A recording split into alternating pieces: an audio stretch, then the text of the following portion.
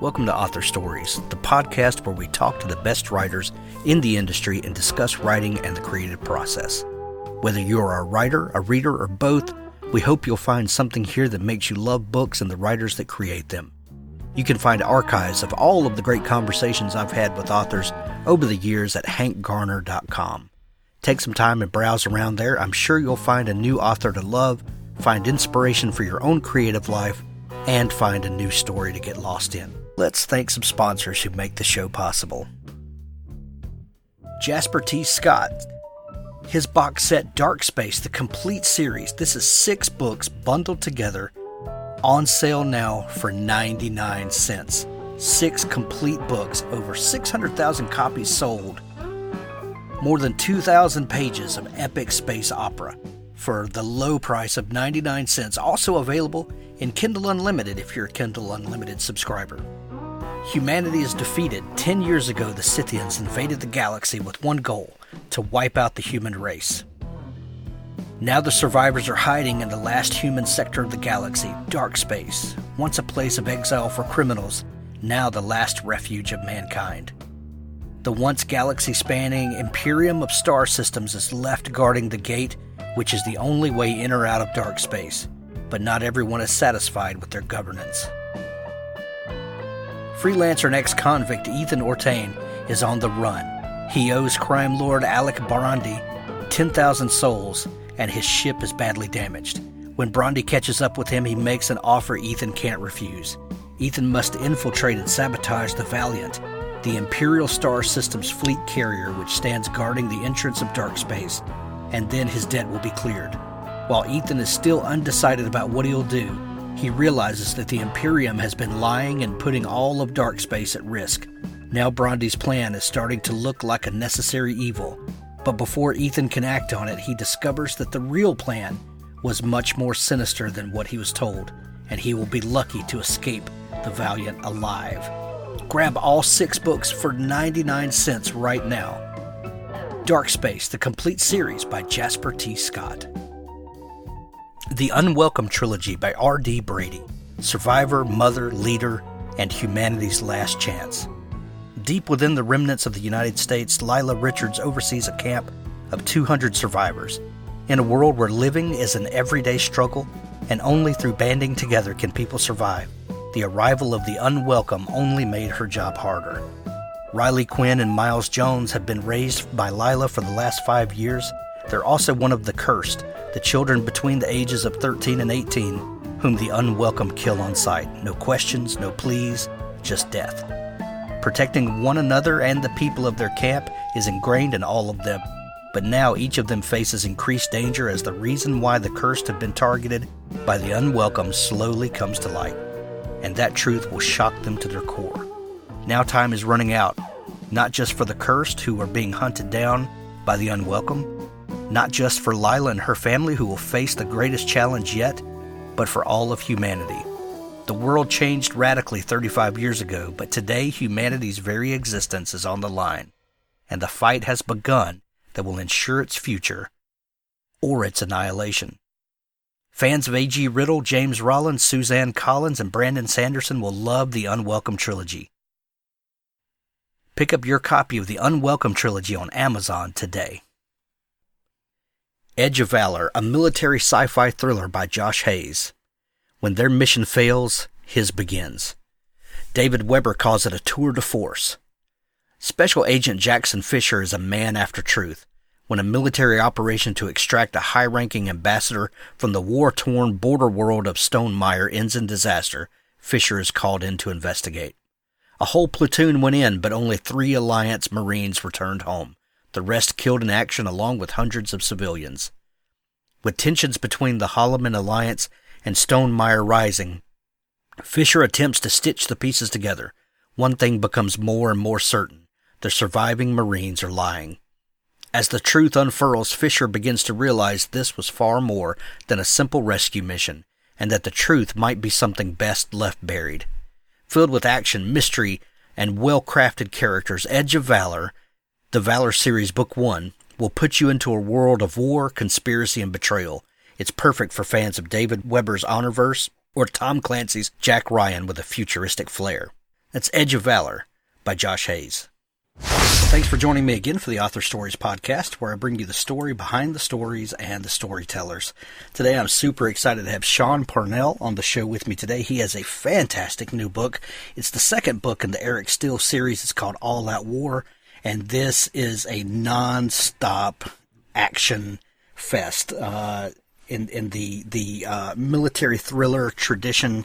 If you're a fan, you are going to absolutely love this book. Welcome to the show, Sean. Hey, thank you for having me. It's great to be here. I'm excited to have you. Sean, we begin each show with the same question, and that question is, what is your first memory of wanting to be a writer or storyteller? It was when I was in third grade, and I had finished reading The Hobbit for the first time. Love that. Yeah, I know, right? I mean, my dad read to me a lot as a kid. And from a very young age, I was so into fiction stories, and I mean, my dad would read to me the classics, The Hobbit, Lord of the Rings, War of the Worlds. And I remember being petrified by War of the Worlds. It just felt so real and visceral. And all the rest of my life, man, I just loved the power of stories.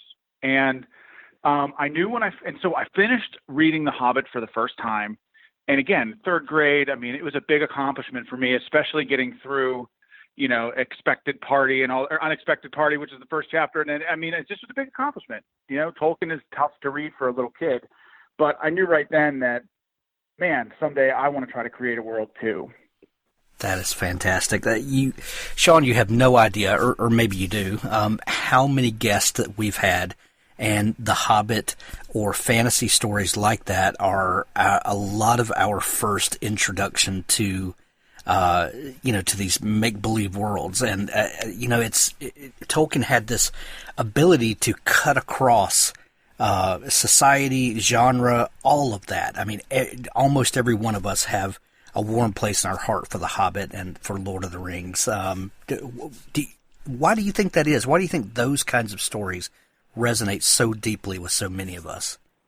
I think it's just because he creates this world, and in Tolkien's case, races of people from hobbits to elves to dwarves to orcs and all this crazy stuff, each with their own geographic location and maps that, as a kid, I remember looking at those maps and just being, God, I was beside myself. I thought it was so cool, and in addition to all that, he created languages, and it just, when an author creates a world effectively, it just puts you right there, and he did it in a way that made you believe that hobbits are just small, quiet creatures, and they could exist today in the woods in your backyard, and you'd never see them because they're just great at eluding people. That's how he wrote. And then, he tied his fantasy stories to reality in a way where you think that this stuff could happen or may have happened in the past.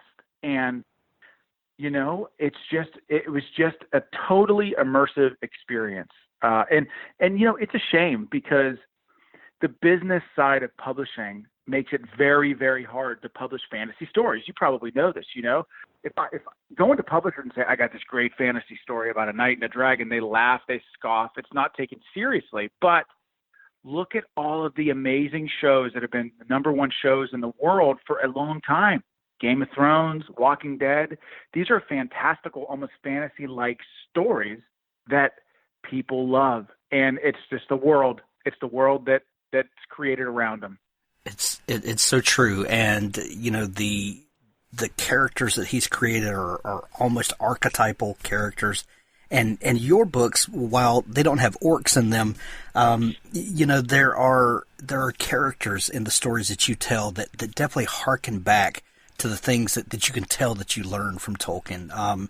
Even though you don't write fantasy stories, does that feeling and that way of anchoring characters into those emotions, does that come to you as you're writing? Oh my gosh, absolutely. And between Tolkien and George R.R. Martin, right? I've read all his books too. If you've read Game of Thrones, you know that each chapter is written from the perspective of a different character. And I just found that to be hugely compelling. And so my first fiction book, Man of War, is written in that same vein, and so is All Out War, because I think a good, strong character is the lifeblood of any epic story. Now, my stories aren't at that level, right? I'm just starting out. I'm just trying to learn the trade, but like, absolutely, those fantasy writers influenced me, because I think when you think about, like, ask yourself the question, why is fantasy appealing? And I've heard from agents and editors before, like, well, come on, this makes him like superhuman. Would he really be able to do this, or would this really happen? We fall in love with characters, regardless of the genre, based on how unbelievable they are. I don't read fiction because I want a dose of reality. I read fiction because I want it to take me away from reality. So right. We have 24-hour news channels for that. Yes, exactly. And so I want some form of escapism. And so, I think that, when you look at stories like Man of War and All Out War, the influence of Tolkien and George R.R. Martin is all over those pages. Absolutely. So, Sean, I know that you wanted to tell stories, and this was something deeply ingrained in you. But as most writers do, life takes interesting twists and turns, and the route to becoming a novelist is usually a circuitous one. What did you do, after school and when you're setting out into the world on your own? What path did you take? Well, I feel like, when I was a sophomore in college, I really didn't have a path. I was elementary education, and then I switched to secondary education, but it never really felt like that was what I was meant to do. And then 9/11 happened, and everything changed. And I don't come from a military family. I don't come from a long line of generals, but I knew when those towers fell that, oh my gosh, it's hard to describe how angry and sad and I was. I just felt like it was my duty and responsibility to act. And so, I'm told I joined the Army, wanted to go into the infantry and go to airborne school and go to Ranger school and get in the fight as fast as I could. Wow, and you did. Where did you serve? Well, my first duty assignment, and actually my last duty assignment, I was in the same unit for almost 7 years. It was the 10th Mountain Division at Fort Drum, New York. And I in-processed that unit in 2005. I had graduated college the year before, and when we got there, it's like we knew that we were going to Afghanistan, but that's really all we knew. And then in 2006 in January, man, we were thrown into the fight, a fight that we did not expect to be as ferocious as it was. And man, it was truly the defining experience of my life. And God, there was a time, and I remember it very distinctly. We were there for over a year. In our deployment was 485 days, 16 months, the longest combat deployment in global war and terror history. And to put that into context for your listeners, Easy Company of the 101st Airborne jumped into Normandy and fought to Hitler's Eagle's Nest in less time than that. So we were just there the whole time. And so we were there for over a year. And I remember thinking to myself very clearly, if somehow I'm lucky enough to make it out of here alive, I'm going to swing for the fences in everything that I do. And writing books was never, I always wanted to, but it's like writing a book is like directing a movie to a kid that's in his mid-20s. It's just like, it almost feels unattainable. And it was a dream of mine, but I just never thought it could be a reality. And I just said, oh man, if I make it out of here alive, I'm going to make this happen. So, 2005, when, a lot of people, sadly, when the initial fervor of 9/11 happened, there was a lot of groundswell of support, a lot of people wanting to join the fight. By 2005, had that died down a little bit? What was the feeling like going over to Afghanistan a few years after the initial attack and all of the fallout from that? This is a really great question, and I remember it clearly. We didn't know a lot about where we were going in Afghanistan because to the Army and to the Pentagon and to our leaders, Afghanistan was just a stability and support operation at that point. The war was won. We knocked out the Taliban in 3 months, and it was done and over with.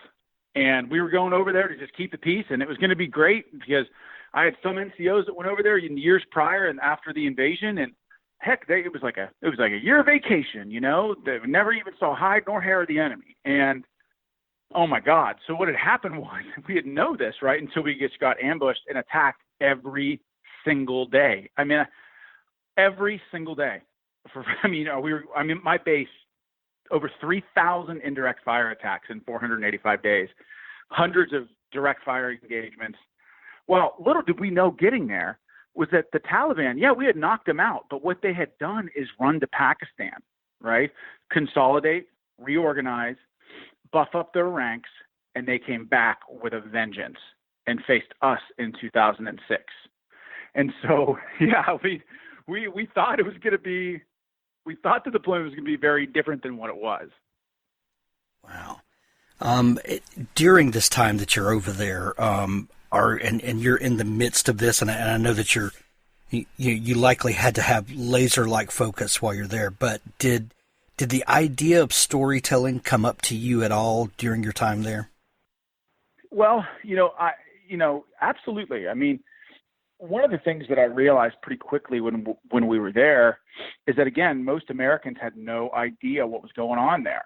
And so we were in a fight for our lives every day. But, my men would go home on their 2 weeks of R&R, rest and relaxation leave back home. And Americans would say to them, oh, gosh, they come, because, you come home in uniform, right? And Americans would say to them, oh, my gosh, thank you for your service. Where were you deployed? And they'd say Afghanistan. And Americans would say, oh, my God, thank God you're not in Iraq. Iraq is just terrible. It's horrible. And so my guy would think like, well, God, I just got shot in the head last week. What do you know? Right. It's all bad. For real. Yeah. I mean, but you alluded to this, and that like most Americans had no idea what was going on in 2005, 2006. And so I thought at that moment I'd heard that tale from my soldiers enough times that I thought to myself, you know what? I've got to do something to preserve their legacy and ensure that it's passed down from generation to generation. And the best way to do that is to figure out a way to tell their story and write a book. And that first book, was that Outlaw Platoon? That's right. Yep. So tell me how this book comes about. Oh my gosh. I haven't talked about this story. People tend to read the book and be like, and they think that that's it, right? But really, and you know this, it's just when a book is published, that is just the tip of the iceberg of the journey, right? I mean, it's like, oh my gosh. So I get back from Afghanistan. I've never written anything before in my life outside of history papers and stuff for college. I get back in July of 2007, and I start compiling my patrol reports. So my patrol, every time we went outside the wire and did a patrol, I wrote a report on it. And once I consolidated all those reports, I started trying to piece together a story, right?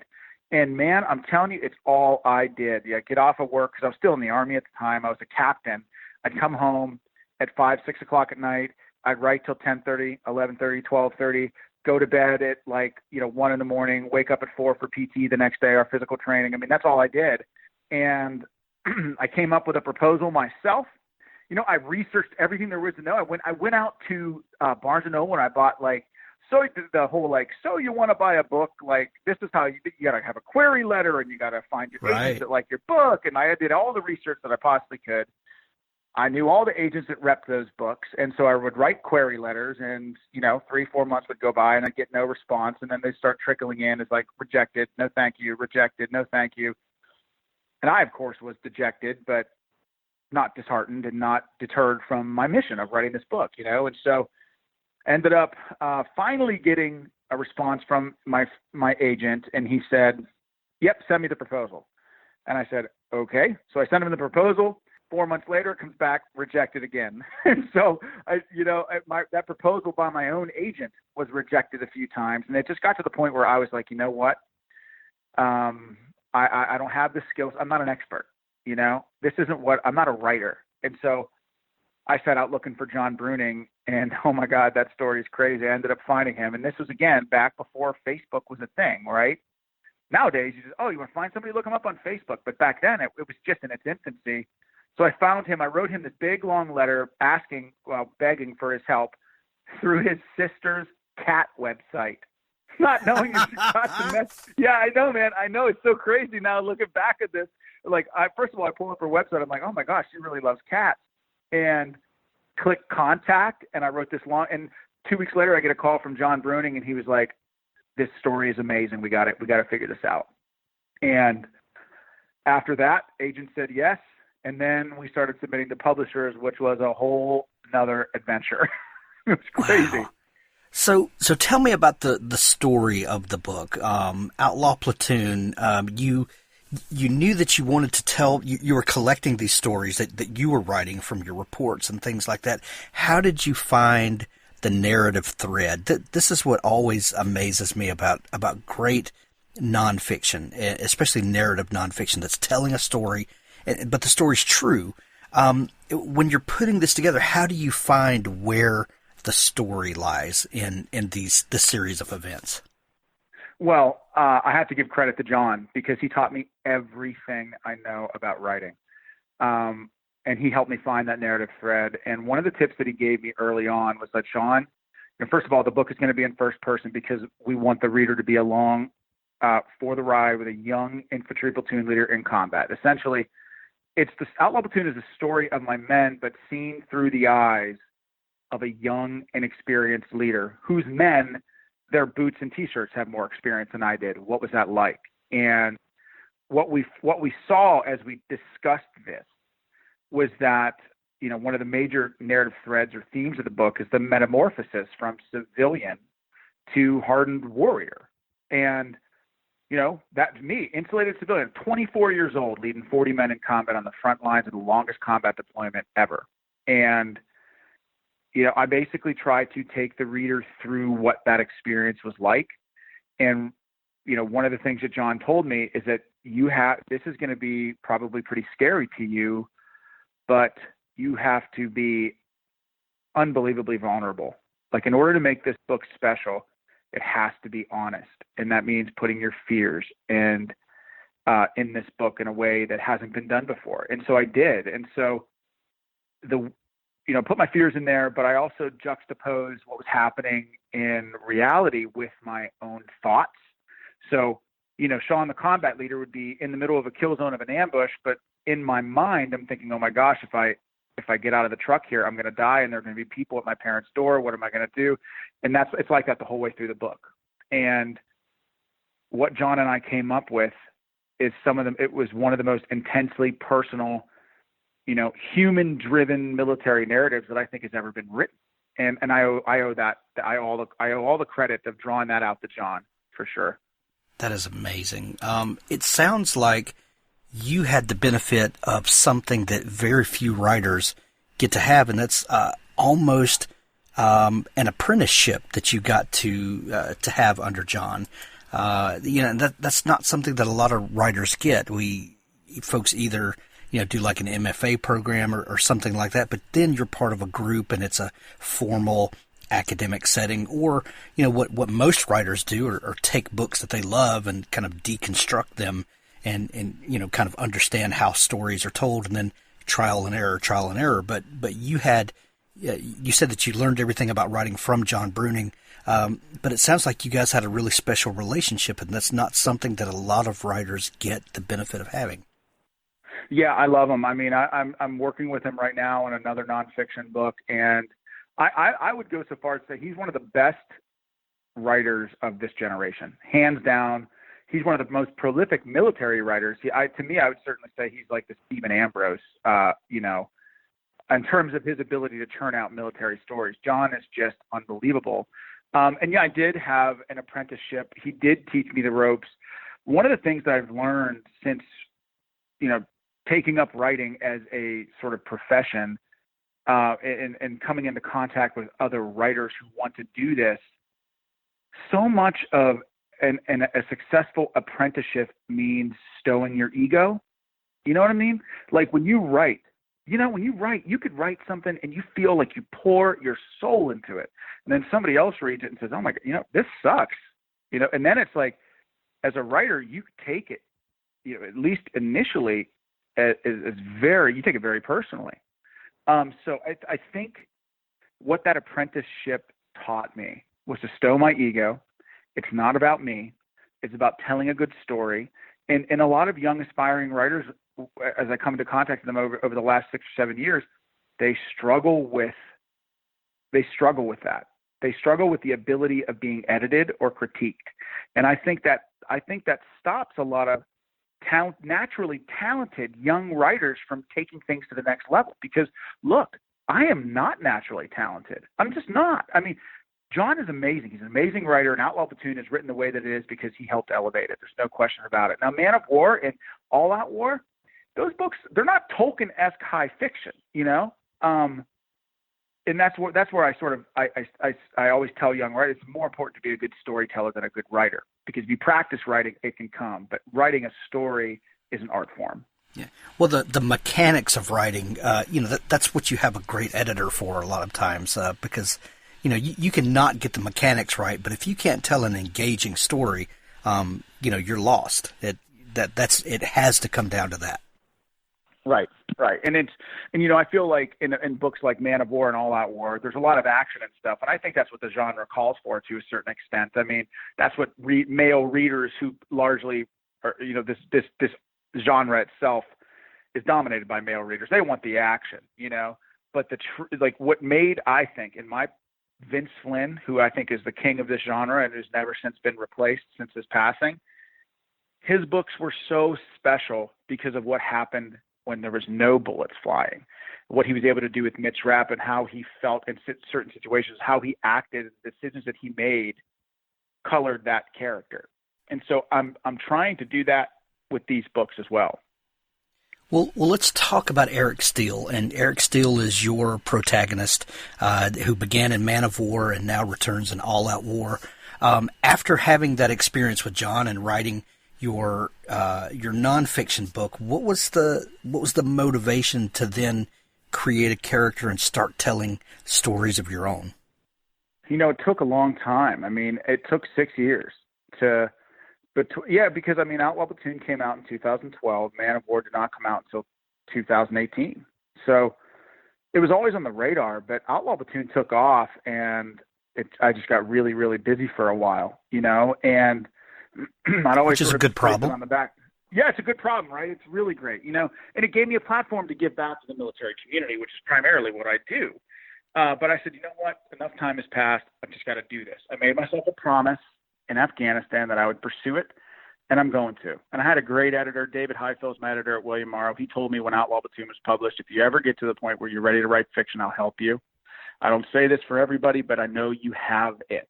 Whatever it was, I didn't know back then. But I just sat down and started learning the craft. And, it's like everything that John had taught me was, I don't want to say it was out the window, but nonfiction is very, very different than fiction. And I just started reading and researching and reading guys like Elmore Leonard, and then I started churning up the genre, reading Vince Flynn first, and Brad Thor second, and then even C.J. Box and other people that are just prolific in the genre, just trying to, as you mentioned so beautifully, is deconstruct those stories, right, and what makes them so successful. And I tried, and I tried, and I tried, and each time, 4, 5, 6 times, wasn't good enough, rejected by my own editor, who I love. And so it just became about being relentless in the pursuit of the goal of telling a good story and allowing yourself to be edited and allowing yourself to learn from people who have more experience than you, to figure out the formula. And eventually I did with Man of War, but it took 5 or 6 iterations. You hit on something earlier that I think is really important. You talked about, the most important thing is learning to bury that ego and to let go of that, while at the same time having to figure out how to be relentless in your pursuit and to not give up under scrutiny. That is a delicate balancing act that I think very few art forms deal with. There are very few people in the world that if they're rejected at something, they just keep going back and trying again and again and again. Yet writers do that. Well, this is not good enough. Okay, well, I'm going to scrap this thing that I just spent 6 months of my life on, and I'll figure out a new thing to do, and I'll try that, and then that's not good enough. Okay, I'll go do a completely different thing. And we just invest months and years of our life into something that we hope and pray we eventually will get better at. Can you talk about that balance between ego and determination? Yeah, this is a really great question, and just to sort of piggyback on what you said, there are so many, again, naturally gifted writers that I've met that perfectionism becomes their curse. Look, there are 1,000 things now that I do differently on Man of War. Just rookie errors that I feel like I made in that book. I feel like I smoothed them over for the second book, but now looking back on the second book, I look at that and I think, well, gosh, I would have done this differently too. And so, you take those little lessons learned from each story and you just try to make better on them in subsequent books, right? But there are so many writers that I meet that, they have that grit and determination, but they say to themselves, oh, this isn't good enough. Nope, this isn't good enough. Nope, this isn't good enough. And because of that, whether it's maybe in their heart of hearts, they're afraid to submit it. They're afraid of rejection. The best, it doesn't get submitted. The best book in the world could be in some person's basement because, they didn't have the heart to pursue it, And so when you are writing fiction, you have to be relentless. You have to be, because it's not a question of if you're going to get rejected. You will get rejected. And I think a lot by your own editor who you have to say to yourself, well, listen, my editor's not rejecting me just to be a pain in the butt. That's not what this is about. He's rejecting me because he wants the story to be good. Right. And there's another thing with writers that with young writers that sort of, I always hear, well, Lee Child he never gets rejected. He doesn't even have to do his edits. He just turns in his book. It's like, but that's Lee Child. Like you can't compare yourself to one of the great legends of our generation in writing. So, in this regard, and I think you also probably have to separate Lee Child the legend from Lee Child the actual human being. And yeah. Just you got to allow yourself to be a beginner. You got to be relentless in your pursuits, but you got to allow yourself to be a beginner. And I'm telling you, it's hard for adults to do that. How many adults you see are willing to just jump in and try something new? I've heard countless stories of adults that got into golf for the first time, sucked at it, and said, I'm never doing it again. Well, just allow yourself to be a beginner. The same is true for writing. You could think you're the best in the world, but at the end of the day, you've never worked with an editor before. You've never published a book before. You're a novice, and so it's that acceptance, I think, paired with that relentlessness and that stowing of the ego that I think breeds success. Exactly.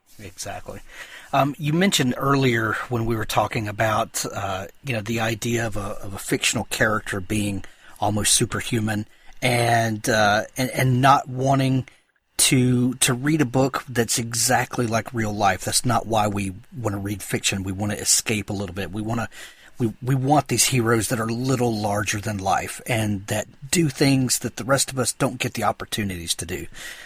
When Eric Steele first came to you, your protagonist in the 2 fiction books that you have out now, how did he come to you? And did he come to you fully formed, or was he a character that kind of gradually built around the circumstances that you were dreaming up? I think he was gradually built around life circumstances.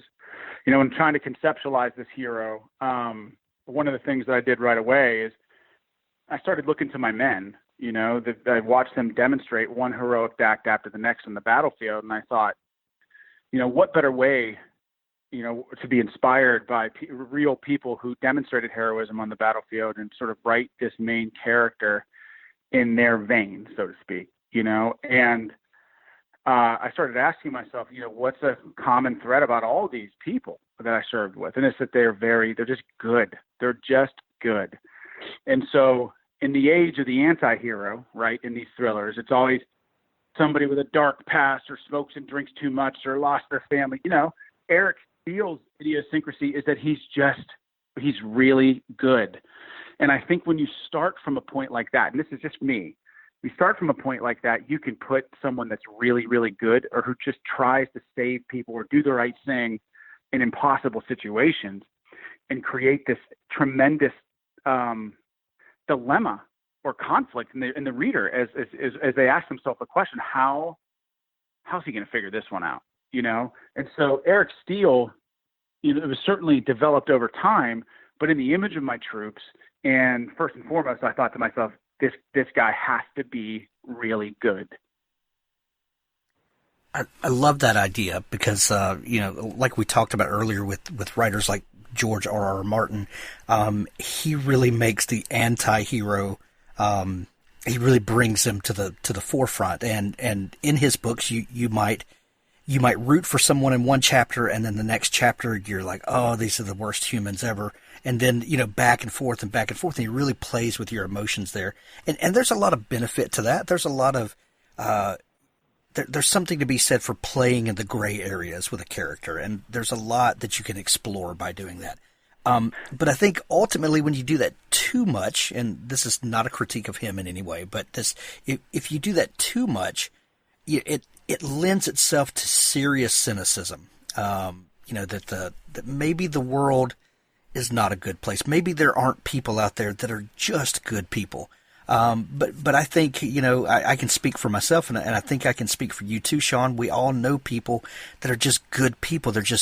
We're just happy to be around them, and we know that they want to leave the world a better place than they found it. And that's what I love about Eric Steele and your book, is that there's not that bad things don't happen in your books. They absolutely do, and there's a lot of threat, and there's a lot of adrenaline to these books. But I like the idea of a hero that's an actual hero, that someone that I can root for. And I think that's missing in a lot of literature, sadly. It is. And you mentioned the gray area with George R.R. Martin, and I have to say it's very, very, very hard to do effectively, just to capture those nuances on the page without it feeling like, you're drawing out the story too long, or maybe you weren't as economical with your words as you should have been. Man, it's so hard to do that. But you are absolutely right. You can get really cynical, and you start thinking to yourself, is the world just awash with these, terrible people?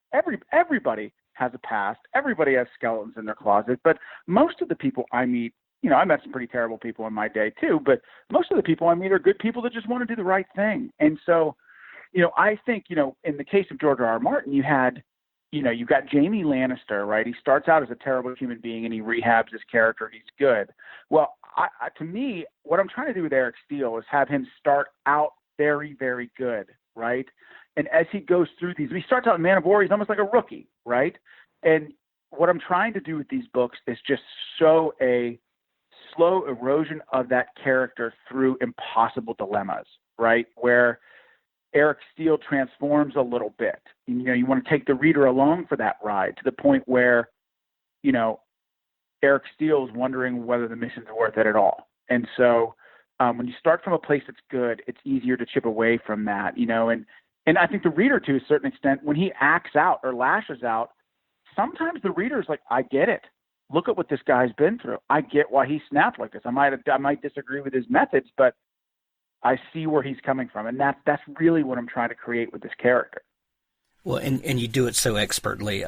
You really fall in love with Eric, and you really want to go along with him on his adventures, because he's just that kind of character that engenders feelings of support, and you want to see this guy complete his mission and do well. One thing that I find really interesting about your books is my initial thought is, this is a reflection of the way the world is going. And, when you were talking about when your guys would come home on R&R and people would say, well, thank God you're not in Iraq. the whole idea of Afghanistan was hard for a lot of people to conceptualize. That this is not a traditional us versus them war, and I think Iraq maybe is easier to wrap our brains around. We especially when we had the person of Saddam Hussein, we think evil dictator, we think a country that's backing him, and it's easier to think of big states at war rather than these rogue elements. And I think we start seeing some of that in Afghanistan as these typical power structures break apart and devolve and that sort of thing. And then, with Eric Steele, we're seeing more of these rogue elements, and they are the enemy. And it's not big, huge global set pieces that we're talking about. It's not World War II again. Can you talk a little bit about the stage that you set and the types of trouble and situations that you make for Eric Steele? Yeah, I think for the reason why I do what you just articulated, and I like to make sure that there is a clear-cut face to the villainy. You know what I mean? It's of particular importance to me is not just Eric Steele's internal conflicts, but or his conflicts with hire or bureaucratic conflicts with the program. I want him to have an antagonist that is just as formidable, maybe in different ways, as him. And, with All Out War, I wanted to create a character that was the exact opposite of Eric Steele in every way, but just as physically capable. And so I think when you do that, it feels far more personal than like Eric Steele is going after a piece of intelligence inside a Russian bureaucratic organization. It's sort of like, while that might be exciting, it loses some personal touch, and I think it's that personal touch that really brings, makes a good story great. And, I like the idea of having characters and villains, right?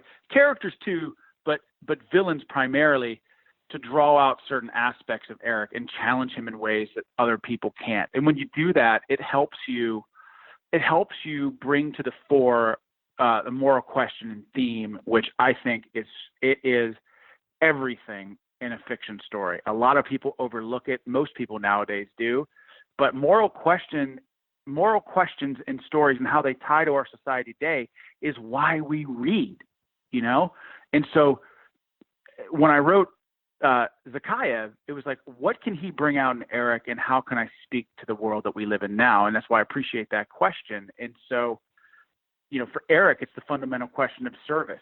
Am I just a slave doing the bidding of a higher government, or is my mission worth it?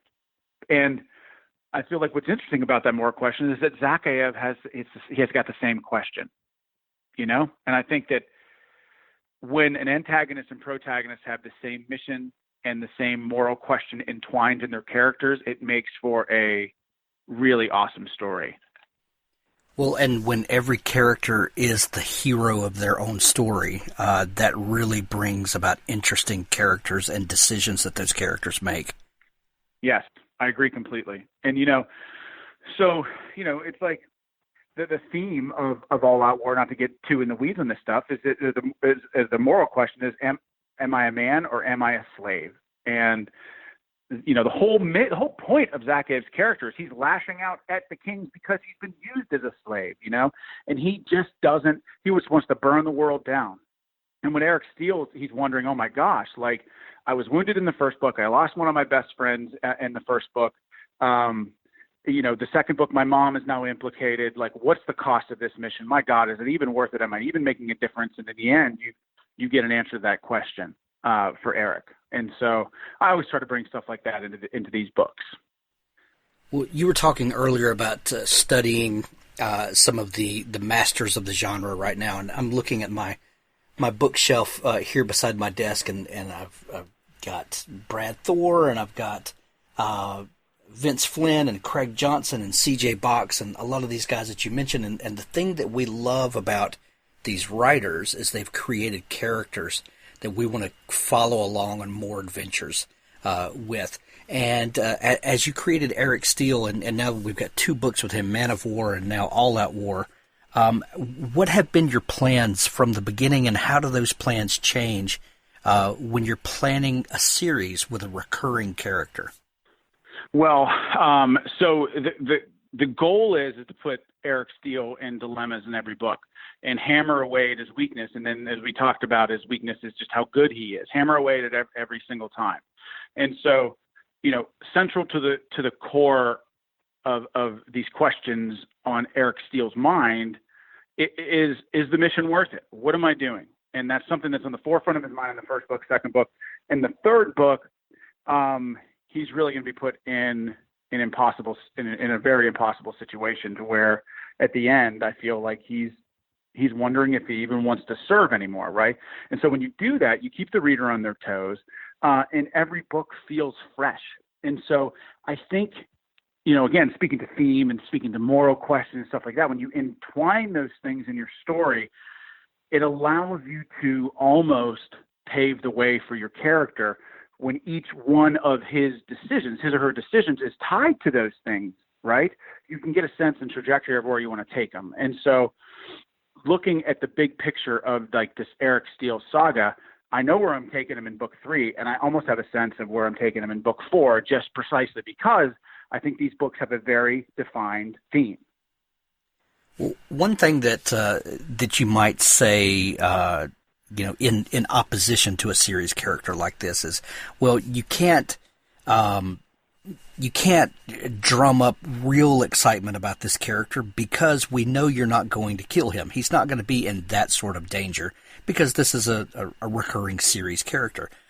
Yet, Sean, you have a way of building that kind of tension, even though I'm not necessarily worried about Eric and is he going to survive this story or not. What I am worried about is he going to just walk away at any moment because he doesn't feel like his investment is worth it. And that's right. I think you nailed it. You nailed it. That's exactly right. You build that tension in a different way. And can you talk a little bit about that? Because, that is a reality of a recurring character, is that we're not necessarily going to see them die, but there are other ways to get me as a reader invested in this character and know that the stakes are very real.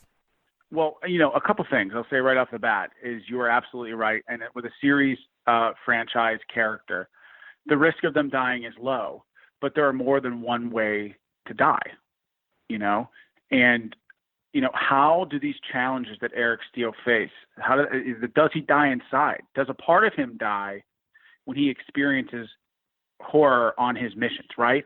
So part of it is that question of how are these experiences affecting him, and what parts of him do you long for after they're lost, right? So you can create this sort of type of unconscious tension there, because if you've created an effective character, one that you like and you care about, as a reader, you don't want to see harm befall that person.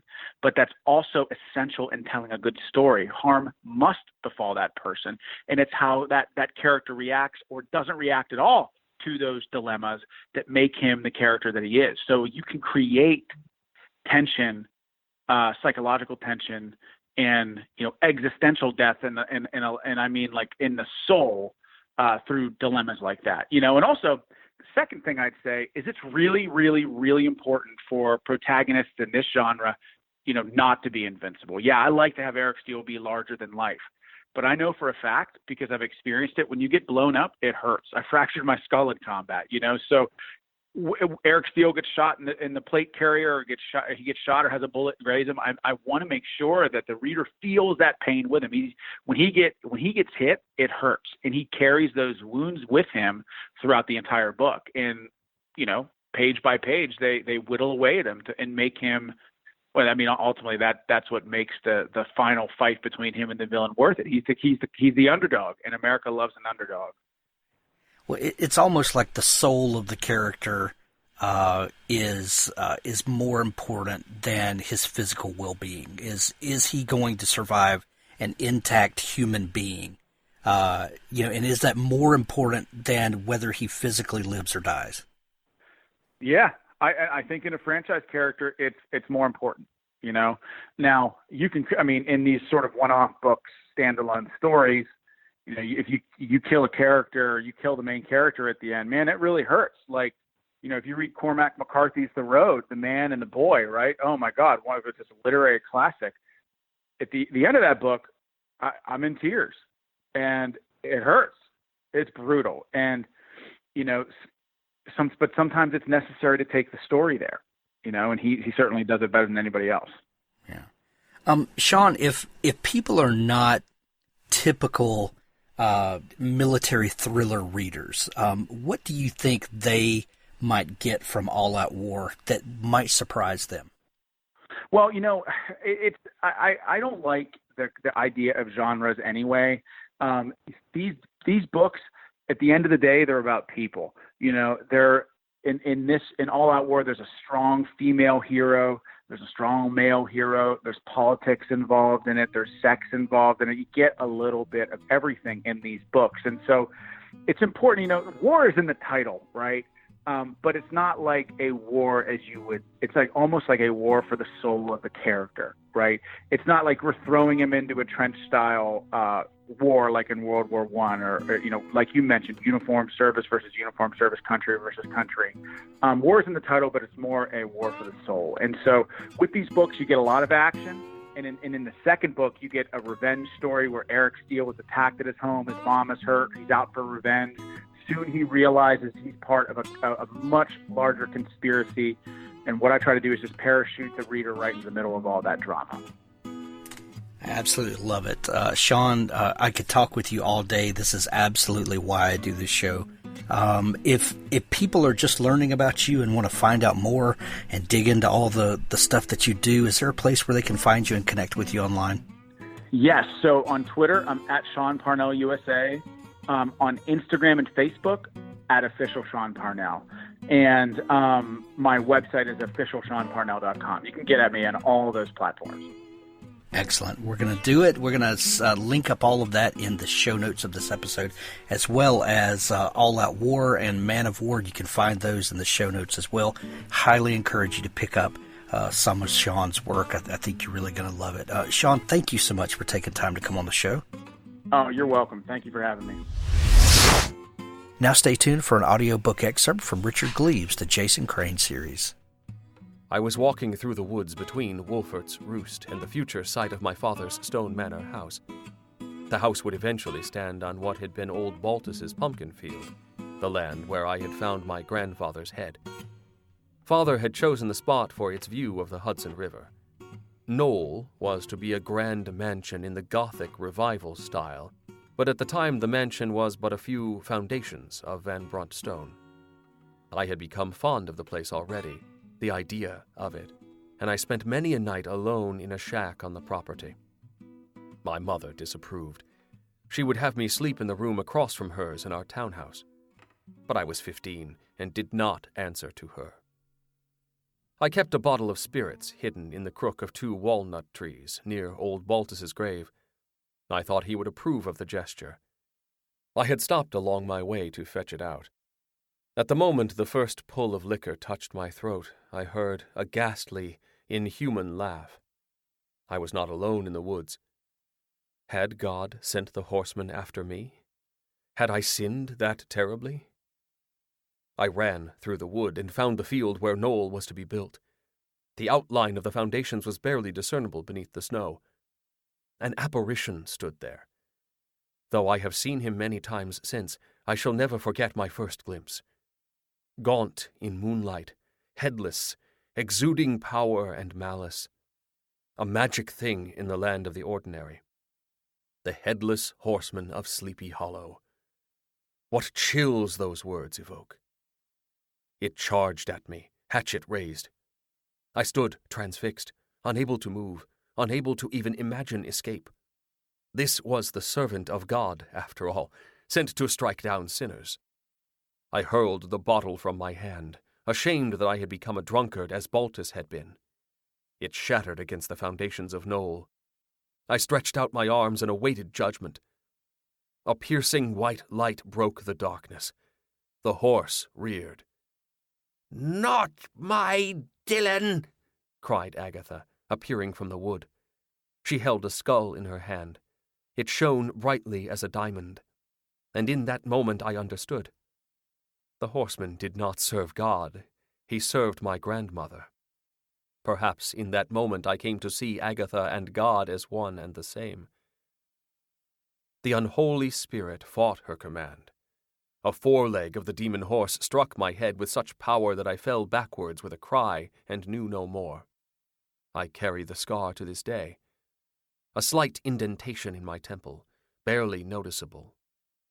In my days of courting I was told that when I am angry the patch of insulted skull bone will stand out in a disturbing manner. I have never had occasion to see this phenomenon, however, as I am generally well pleased whenever I pass a mirror.